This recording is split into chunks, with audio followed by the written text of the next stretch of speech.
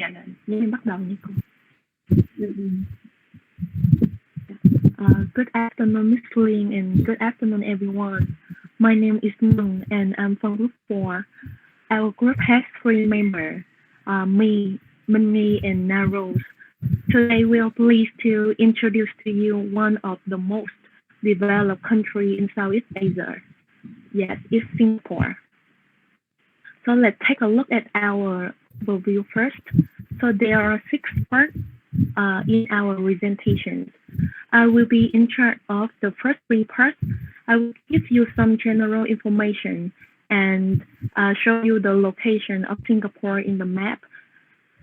Minnie will be the next presenter. She will introduce to you about the human and cultural characteristics. Lastly, Narose will present to you the tourism characteristics, and then she will take you to three famous destinations in Singapore. We hope you enjoy it. So let's start with the first part, general information. There are some details we should know about Singapore. We usually use Singapore because it's a short form. The official name is the Republic of Singapore. It's a sovereign island city-state in Maritime, Southeast Asia. Look at the world map over here. Can you tell me what the GMT time zone in Singapore? Actually, Singapore is just is a really small island, so it's hard to see. I say it's over here, just a small dot here. The time zone of Singapore is GMT plus 8, so it's a 1 hour ahead of Vietnam. Situated in the Indian Ocean off the southern tip of Malay Peninsula, Singapore has an area of 660 square kilometers. Comparing to Ho Chi Minh City, you can say that Singapore is smaller than our city. So Singapore is the smallest country in Southeast Asia. Despite the smallest size, density of Singapore is in the first place. According to the statistics, there are more than 7,000 people per square kilometer. That's why when it's in the peak hours, I think that you know what happened next. That's right, it's very crowded. And so if you have a chance to visit Singapore, you should carefully consider the times to take the subway to travel town and avoid rush hours here. You can see the picture that many people go to work and students go to school, the peak hours. Let's talk about the currency. The Singapore dollar is the official currency of Singapore. It is divided into 100 cents, and one Singapore dollar is equivalent to 17,000 Vietnam dollars. And for your information, the entire lyric of the national anthem are printed in the mirror text on the back of the trade series, $1,000 Singapore here. You can see the lyrics here. Okay, so here the flag and the emblem of Singapore. So let's talk about the flag first. The national flag consists of two equal horizontal sections, red above white. A white crescent moon occupies the upper left red section. Next to the moon are 5 white stars arranged in a circle. Each feature of the flag bears a unique symbolic meaning. Red stands for a universal brotherhood and equality of men. White symbolizes pervading and everlasting purity and virtue. The 5 stars depict Singapore's ideals of democracy, peace, progress, justice, and equality. The crescent moon represents a young nation on accident. Yeah. However, there are some situations that we cannot use the flag. You cannot use the flag in any trademark or for any commercial purpose. or, or as part of any furnishing, decoration, covering, and receptacle at any private funeral activity or any private vehicle too. It's about the emblem here. Supporting the shield are a lion on the left and the tiger on the right. A banner below the shield is engraved with the Republic of Singapore motto, Majula Singapura. The meaning of this one is onward Singapore in Malay. The lion embodies Singapore itself, while the tiger represents Singapore's historical ties with Malaysia. Along with the national flag, the national anthem, the national costume, the national flower is the symbol of the country and the people of each country. So can you guess which one is the national flower of Singapore? I have three options here. You can type the answer in the chat box.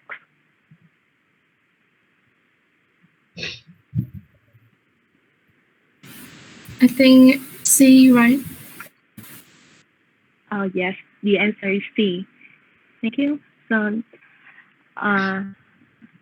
the committee deliberated over 40 types of flowers, which included 3 orchids to find one that is popularly known, free-flowering, colorful, and attractive. In the end, the Vanda Mistral was chosen as the national flower for its resilience and year-round blooming quality. On 15 April 1981, the Minister for Culture announced the launch of Vanda Mistral as Singapore national flower. And for the peak tourist season, as you know, Singapore is a small island and the climate in Southeast Asia is not too harsh. That means you can come to Singapore anytime. The weather is the same throughout 365 days, or you can enjoy any events organized here during 12 months. That's all about the general information. Now let's move to the next part, location. Singapore is a famous city-state located on the Malay Peninsula and is known as the world's leading commercial, business, cultural, developmental, and technological center of the planet. The location of the country is interesting, and its area included 50 islands of the various size. The country is separated from Indonesia by the Singapore Strait over here, and from Malaysia by the Straits of Johor.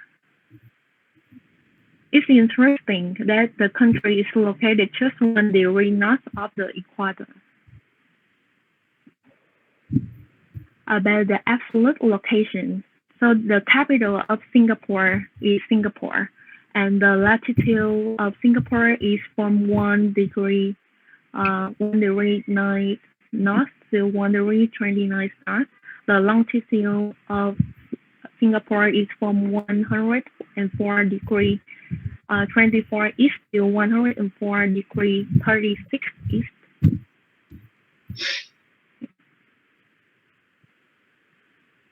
The relative location of Singapore. So Singapore is an island country located off the coast of the southern tip of Malay Peninsula in Southeast Asia between the Indian Ocean and Southeast China Sea.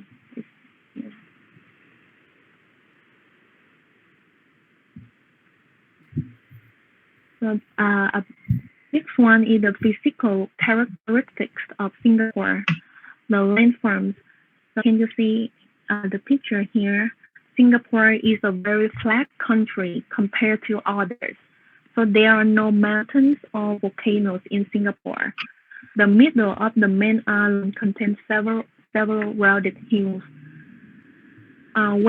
and southwest, the land is a series of low ridge, while east and southeast, the land is generally flat. Okay, so here are the pictures of land from Singapore, the rounded hill, and the series of low ridge. Yeah, let's talk about climate in Singapore. So true to Southeast Asian rotation, Singapore is characterized by a hot and humid climate.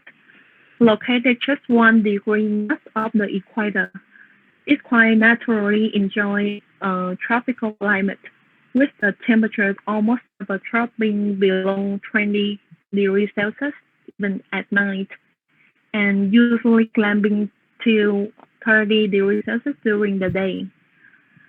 The island does not have clear-cut seasons like summer, spring, autumn, and winter. The weather is warm and humid all year round. There are two monsoon seasons in Singapore: northeast monsoon season from December to March, and the southwest monsoon season from June to September. And here are two pictures about the vegetation in Singapore. Can you guess what kind of forest it is? It is a tropical forest. Vegetation covers 56% of Singapore's total land area. 27% is actively managed like parks, gardens, lawns, and 29% is spontaneous vegetation. Many jungle areas have been destroyed for agriculture after 1840, about 97%. And there are 4 nature reserves here: the Bukit Timah Central Catchment, Sungai Buloh Wetland Reserve, and Labrador Nature Reserve. So rainforests in the central part of Singapore, surrounding dotted around the island over here. Now, next part is about the human and cultural characteristics, and it will be presented by Minh Nhi.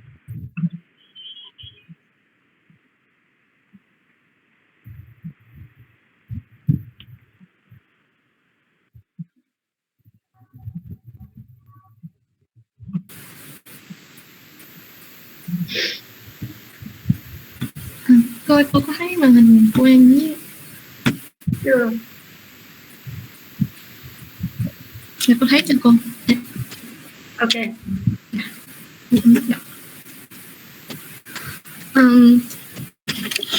Hello everyone, my name is Minh Nhi and I will talk about the human and cultural characteristics of Singapore. But first, I would like to give a brief overview of Singapore history. So, Singapore was originally a Malay trading port called Temasek around the 14th century. Until 1819, it was established as a British trading colony, causing a large number of British people to come to Singapore. From 1963 to 1965, Singapore briefly became part of the new Federation of Malaysia, and it then became independent in 1965. While under British rule, Singapore had a free trade policy that attracted Chinese traders and laborers from Malaysia and China. And then the Chinese ruled to become the majority of Singapore's population. Also, Singapore and India were under British rule at the same time, which led to a flow of migrants from India to Singapore. And today, Indians have formed the third largest ethnic group in Singapore, just after Chinese and Malays. So we can see that Singapore is a multi-ethnic country, and the 4 largest communities are Chinese, Malays, Indians, and Eurasians. And that leads to Singapore having 4 official languages, and they are English, Mandarin Chinese, Malay, and Tamil. English is the most spoken language, and it serves as the main language in professions, businesses, and schools. And the next part is about food culture in Singapore. First, because of the diverse culture, most dishes in Singapore are influenced by cuisines of Chinese, Indians, Malays, and some Western countries. And lots of food here are hot and spicy because Singaporeans they really like spicy food, and when they eat, they must accompany a dish of soft chili to dip in the vegetables. And main ingredients in typical Singaporean food are noodles, rice, and seafood, along with all kinds of meat. And the last thing is about tipping. Tips are not necessary in Singapore because most restaurants here they already include a 10% service charge to the bill, so tourists don't need to worry about this. And here are some very famous food in Singapore. This is Hainanese chicken rice, which is considered to be the national dish of Singapore. It is a simple dish with steamed chickens, rice, and soy sauce. And this one called char kway teow. It's a dish of thick fried rice noodles in dark sauces, cooked with shrimp, eggs, and leafy vegetables. And this red food is laksa. It's a dish of rice noodles cooked in spicy coconut curry soup with fish case, eggs, and shrimp. And the last dish is chili crab. It's just a hard-shell crab cooked in chili sauce, but this is one of the most famous dishes in Singapore because it's very delicious. And I have done with this part. Now we've moved to the part of traditional dresses in Singapore. Because Singapore is a multi-ethnic country, so there are 5 traditional dresses that represent for each ethnic. The first one is baju kurung. This is the traditional costume for Malaysian women. It consists of a knee-length blouse with long sleeves worn over a long skirt, usually matched with a scarf. And Malay women who work in the office wear the baju kurung on every Fridays to show respect for the traditional costume. The next one is baju Melayu. This is the male version of baju kurung. It consists of a shirt with long sleeve worn with long trousers and a samping wrapping around the mid-body section from the stomach area. And this is the most familiar one, cheongsam, traditional clothing for Chinese women. This dress had a slim fit, a high collar, and 2 long sleeves at either side of the hem for convenient movement and display of the legs. And this is sarung kebaya. It's the traditional costume for Peranakan women. It is a tie-fit costume which comprised of a tie blouse and a long skirt of beautiful batik. And for your information, this national dress is also the uniform of the stewardess of Singapore Airlines. And the last one is saris. This is the traditional outfit for Indian women. It consists of a long strip of fabric worn around the waist with one end linked on the shoulder. And the saris can be 4.5 to 9 meters long. Now we get to know about the political system of Singapore. So Singapore is a parliamentary republic whereby the president is the head of state and the prime minister is the head of government. The currency of Singapore is the Singapore dollar. And Singapore also had its currency regulations for import. So Singapore requires foreign visitors to make a declaration if they carry in the country the money of more than 20,000 Singapore dollars. And anyone who doesn't give an accurate report is liable to a fine of up to 50,000 USD or chair for up to 3 years. Let's move to the next part, religions. So Singapore is home to 10 religions. And as you can see from the pie chart over here, the primary religions in Singapore are Buddhism, Christianity, Taoism, Islam, and Hinduism. And also the trend of being non-religious is become popular in Singapore. And next, we can tell that the architectural styles in Singapore are mainly inspired by religions. That's why in Singapore you can see a lot of religious buildings such as temples, Islamic mosques, and a lot of Western churches. And my last part is about festivals, and I will focus on the two festivals in Singapore. The first one is Puasa. This is a very significant festival for Muslims because it marks the end of Ramadan. For your information, Ramadan is a month of fasting where adult Muslims in Singapore have to abstain from food, drinks, smoking, and sexual relations from sunrise to sunset. This festival falls on the first day of the 10th month of the Islamic calendar. And the most highlight on this day is the Hari Raya light up at Geylang Serai.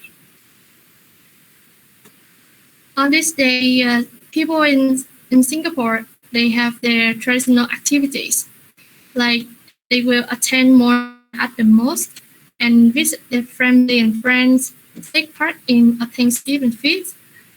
Young people will ask for forgiveness from the elders. And family will also put on new clothes in similar colors to represent family spirit. Like men they will wear the baju Melayu and women will wear baju kurung. Another important festival is Singapore National Day. This festival marks the freedom of Singapore from Malaysia in 1965, and it falls on the 9th of August every year.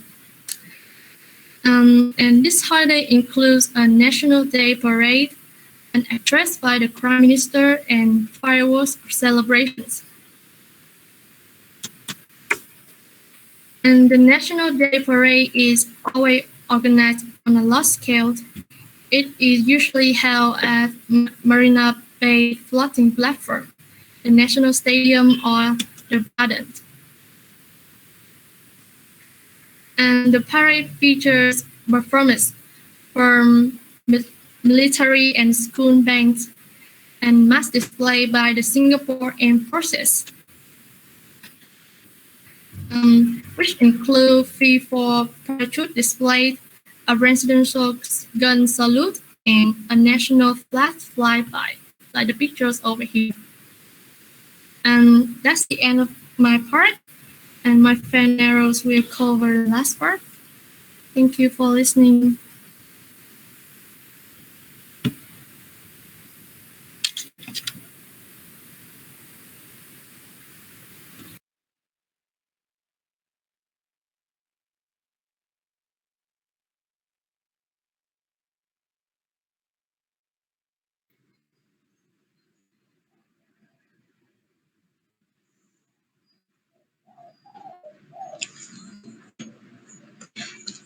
Okay, hello class and Miss.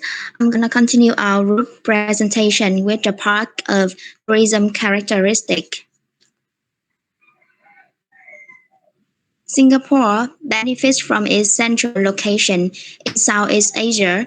It is an important international commercial center before World War II, and the Singapore is also the military base for the British. Singapore is considered as the crossroad of shipping routes between the Indian and Pacific Ocean. It is one of the world's top transportation hubs for the sea and air cargo. Singapore recreational attraction, and along with a very strict anti-cheater law, this law forced shop owners and merchants to sell quality goods because if a visitor buy a defective item, they can go directly to the store and get a refund or replacement. Tourists to Singapore reflects a regional market. In the year of 2010, Asian visitors accounted for 50% of all arrivals, and the total visitors in the same year reached 10 million people. Outside of the Southeast Asian region, the China and Japan contributed to the most visitors to Singapore, and outside of Asia, the UK and the USA sent the largest number of tourists. And that's about a tourism characteristic. I will show you three tourism attractions in Singapore. The first place is Merlion Square. I think you probably seen the image of Singapore national icon, half fish and half lion. It related to the fishy tail. The Merlion's body symbolized for Singapore's humble beginnings as a fishing village, and its head represents for Singapore's original name, which is Simpura, means lion city in Malay language. Today, you can glimpse this legend at Merlion Park, spouting water from its mouth, and the Merlion statue stands tall at 8.6 meters, weight 70 tons. This sculpture is built by the local craftsman named Lim Nang Seng. It was unveiled on 15 September in the year 1972 at the mouth of the Singapore River. And in 2002, the Merlion was relocated 120 meters away from its original position to where it stands today, in front of the Fullerton Hotel and overlook the Marina Bay. The park also houses a smaller Merlion statue known as the Merlion Cup. It stands at 2 meters tall and weighs 3 tons. When you come to Singapore and visit this park, you can snap a photo with both Merlion statue and the cup, and you can keep it for a memorable keepsake. You can also admire the bay. The Marina Bay across the Merlion Park is an unmissable place because it has the collection of architectural icons. And you can also hop on a bumboat, take a river cruise, and explore the other famous attractions such as Boat Quay or Clarke Quay along the river of Singapore. When visiting, Merlion Park is completely free to visit. It includes lots of cafe, restaurant, and souvenir shop here. And bonus point, if you can position yourself right, it will look like the fountain of water from Merlion is falling into your mouth. And you should come early enough in the morning or late at night to avoid the crowd. And do not plan your trip during the period between October to January because your plan will be hampered with the intermittent of showers. From May to September is the time with the maximum number of tourists because of Food Festival and Singapore Grand Prix.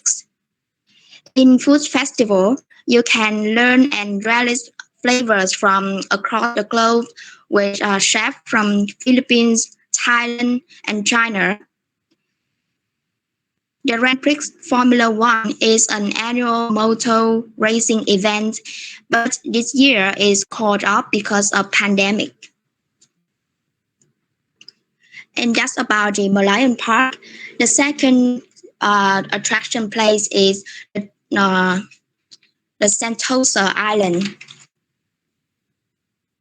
The Sentosa Island lays a quarter mile away from the southern coast of Singapore mainland. It had the island of 5 square kilometers. The island is mostly covered by secondary rainforest on the first picture, and the second picture is the coastal forest. The name Sentosa means peace and tranquility.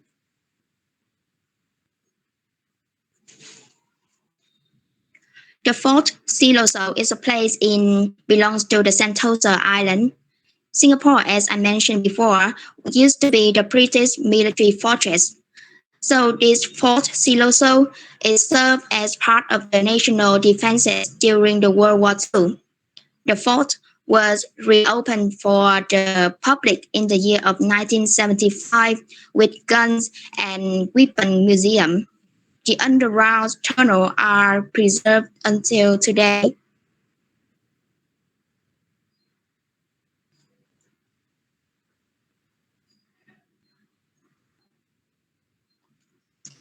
So now I will give you a tour around the Sentosa Island. This is how the island looked from above. The first destination is Adventure Cove Water Park. You can enjoy a lazy day in the sun, take a leisurely ride down the Adventure River, or you can swim with fishes in Ray Bay, snorkel in the man-made reef with more than 1,000 of friendly fishes. You can think of Sentosa as the Las Vegas combined with a theme park in rainforest at the beach.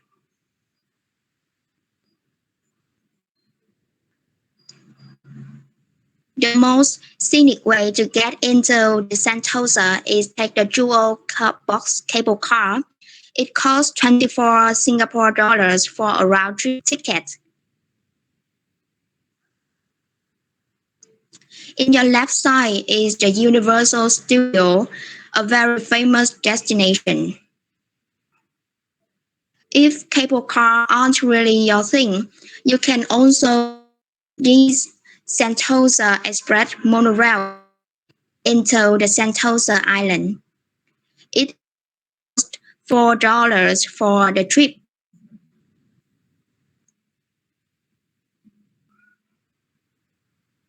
Back to the back to the Singapore mainland is totally free, or you can walk through this bridge. It only costs you $1. If you take the cable car onto the island, you will arrive at Imbiah Lookout.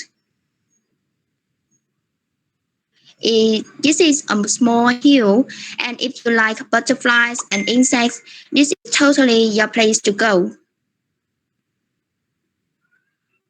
You can also check out the Sentosa Lodge. It's all sorts of fun. They give you some instruction and down the hill you go. This is the ski lift. You take it all the way back to the top of the hill after you go down by the lodge before. And if you are an adventurous person, you can do the mega zip. It starts at the top of Imbiah Lookout. We have a ride with 75 meters high and 450 meters long. The beaches here are very nice and picturesque with white sand, but not lots of waves, so the seas here is just for swimming and wading. There are also a lot of beach clubs and bars here for people to enjoy. For getting around the island, there's also a series of the bus. They are totally free to ride along the beach. Instead of a bus, they operate an outdoor beach tram at 10-minute intervals. So if you travel to Singapore, definitely check out the Sentosa Island where there are attractions for kids in all of us.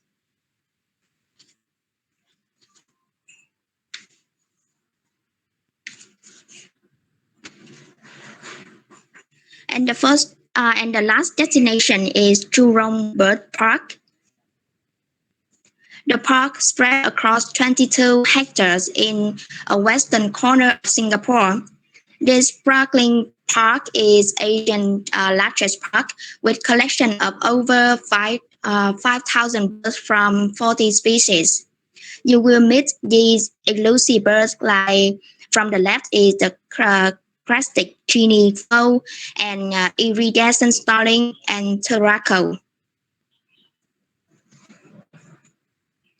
There are other star attractions, including the impressive Penguin Coast, where you find many species of the flightless birds. You can get close to 15 colorful lorry species on your right side. And there is also the Flamingo Lake with hundreds of these strutting birds. Nearby it is the Pelican Cove, with the world's most complete collection of pelicans.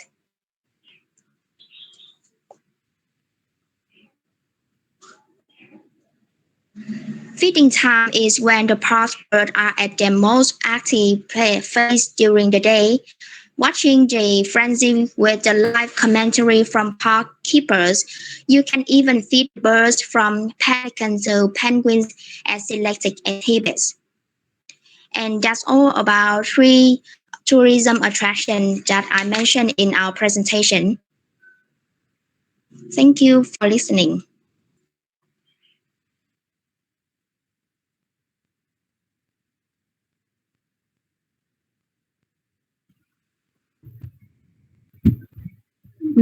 Right. Okay, so we have a short break in around 15 to 20 minutes.